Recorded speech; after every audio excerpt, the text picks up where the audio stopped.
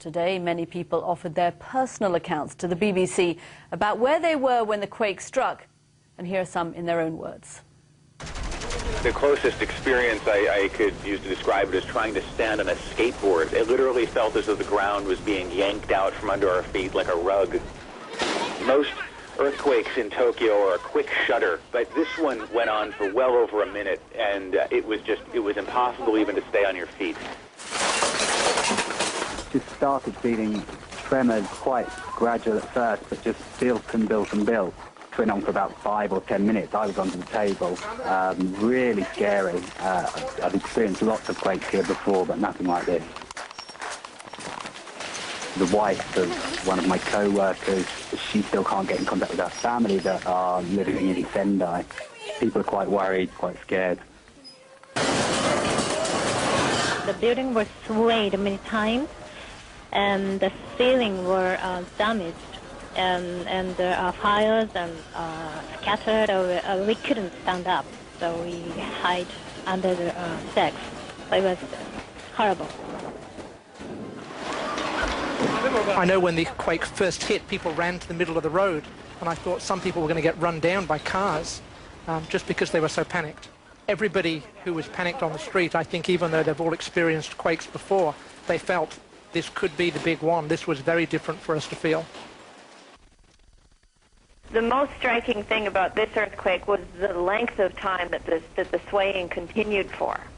In Niigata, we had relatively little damage, but seeing this, it's blown my mind. It's terrifying. We were all under the table, kind of holding hands, waiting it out. I wasn't really thinking about anything other than kind of surviving, because there was this very real sense of panic and confusion. The terrifying moment that the earthquake struck accounts there of people in their own words. Well, the news of the earthquake and these images, they spread quickly around the world via social networking websites. Mark Worthington has this report.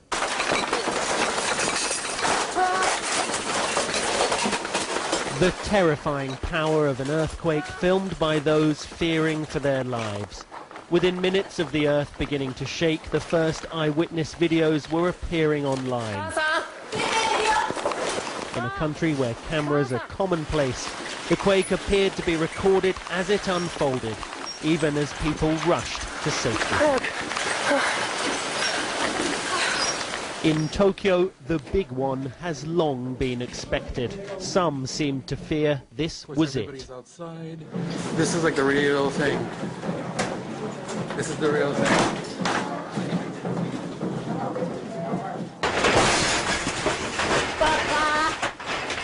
Inside shaken homes, the noise almost deafening, furniture toppling as the structures swayed.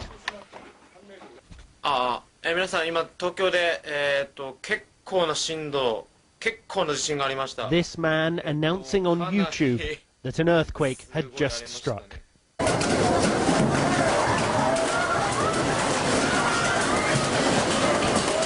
In this supermarket, workers struggled to stop the shelves from collapsing. Rushing outside, the streets were lined with stunned people, frozen with fear. And as phones failed, they turned to the internet. Twitter reported more than 1,000 tweets a minute from Tokyo.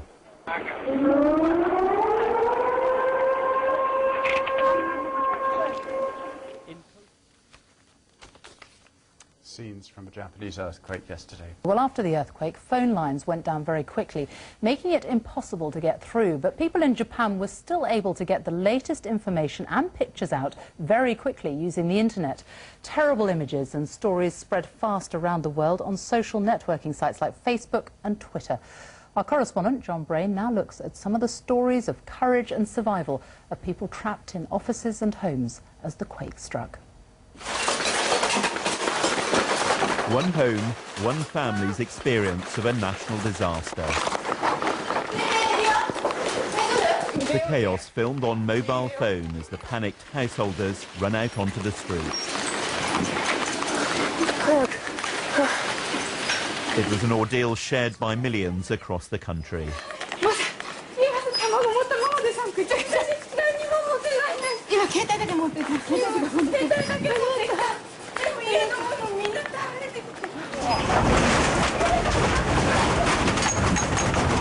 The quake struck in the middle of the working day, bringing pandemonium to offices.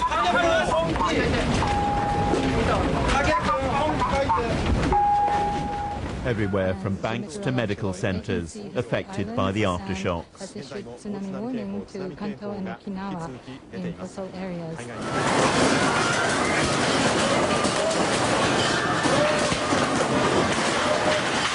In the supermarket, staff could only watch as groceries fell from the shelves.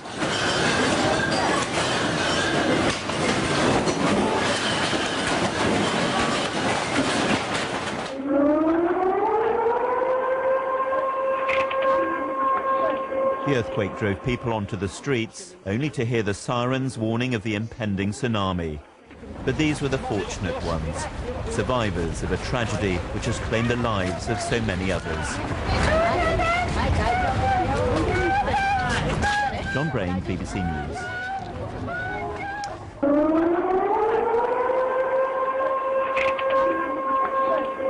The alarms warn a tsunami is on the way. Now nowhere feels safe. The threat of a major quake was always very real here. And now they're doing what they can to keep themselves safe, stocking up on emergency supplies and taking shelter. Many are stuck, hours away from home, but relieved, no doubt, that for them the situation isn't graver. Chris Hogg, BBC News in central Japan. Japanese people in Britain have been watching the events back home, of course. We can now speak to our reporter Charlotte Ashton, who's at the Japanese school in Ealing in West London for us this afternoon. Charlotte.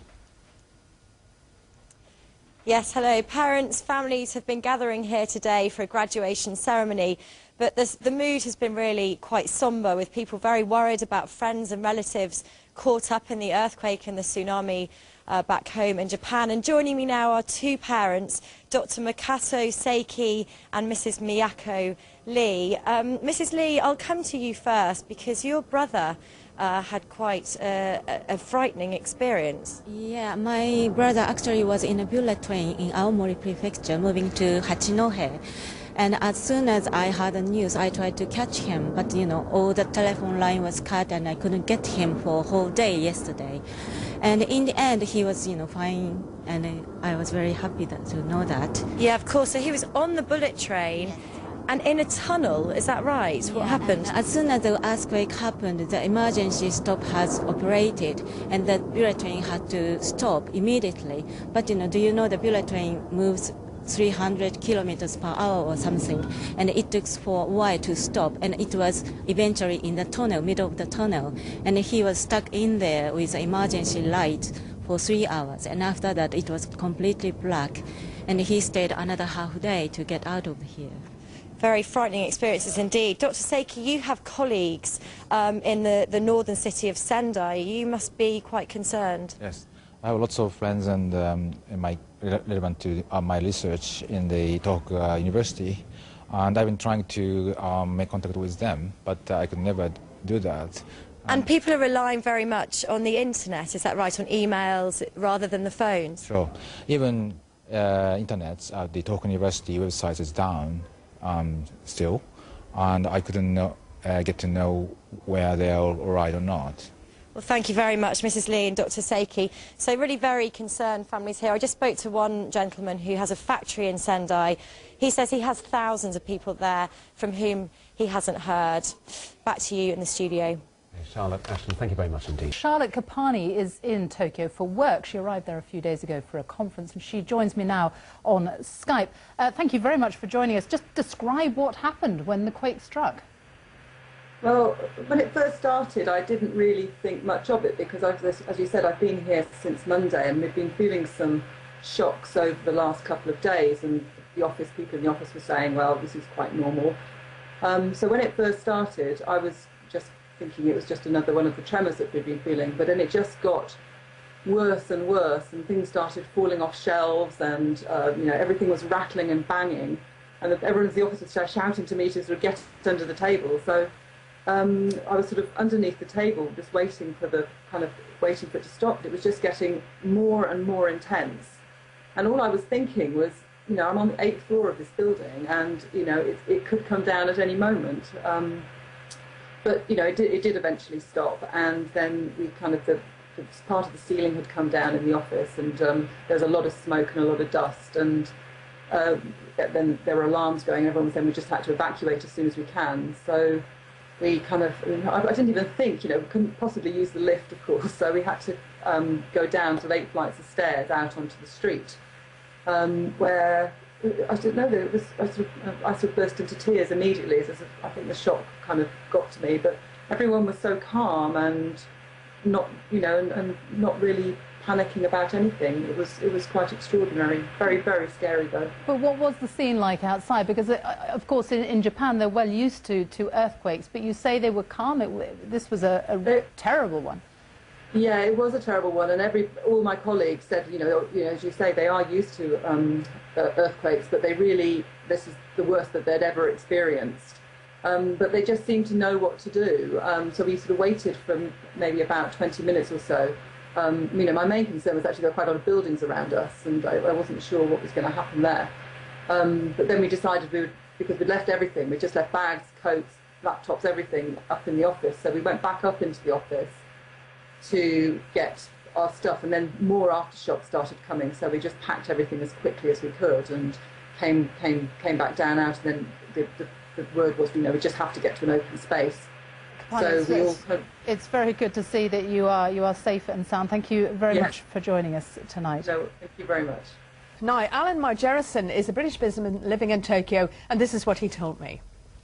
In Tokyo, it's been a lot quieter, a lot calmer today than it was yesterday. From late last evening all through the night, we felt tremors 15, 20 minutes apart. And today we've also felt a lot more, some that have been closer to Tokyo than the big quake that struck yesterday, but we haven't felt anything as big as there was yesterday. Now, you're there, of course, in Tokyo with your family. It must have been quite frightening for all of you. Absolutely. Yesterday certainly was a very big surprise. We've felt earthquakes in Tokyo before. I've lived here for 20 years. But yesterday's was an extremely large quake that we felt here in Tokyo. And certainly the buildings were all swaying. Some almost were touching each other as they swayed. It looked like in the breeze, but they were swaying because the ground was moving. And people were quite in a panic, running into the street, not knowing what to do. What is it like in Tokyo today? Have you been able to move around? Are shops open and so forth? Sure. Today is quite different. It's a lot calmer, a lot quieter. I went out into Shibuya, which is one of the downtown areas. It's normally very busy on the weekend. Today there was not as many people around. I took some photos there, and basically it showed people going about doing the normal thing they would do on a weekend, a little bit of shopping. There was people getting their hair done in the salons. I saw some people having their nails done.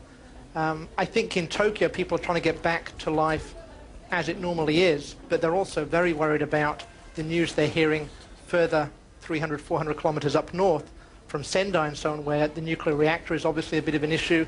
There are people still stuck being rescued. They're aware of all of that, but they also appreciate life must try and go back on. And while it's the weekend, they'll try and relax a bit. They'll all be back ready for work on Monday. And what about the country pulling together to help those who've been, you know, affected by this, particularly those who've had to move from their homes? That's right. Most people who live in Tokyo are not from Tokyo. Most people who are living and working in Tokyo have family in these areas. So almost everybody who is at work knows of somebody who has a family member who might be in this area. My brother-in-law had to sleep in his company's office last night, and I offered him to come and stay with me, but he was more comfortable probably being with his co-workers who are banding together with one of the people who had family in that area who he couldn't contact.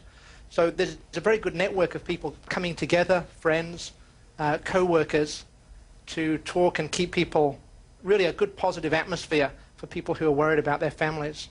And that's Alan Margerison there. He's a British businessman living in Tokyo, and quite graphic description there of how it is actually affecting people on the ground.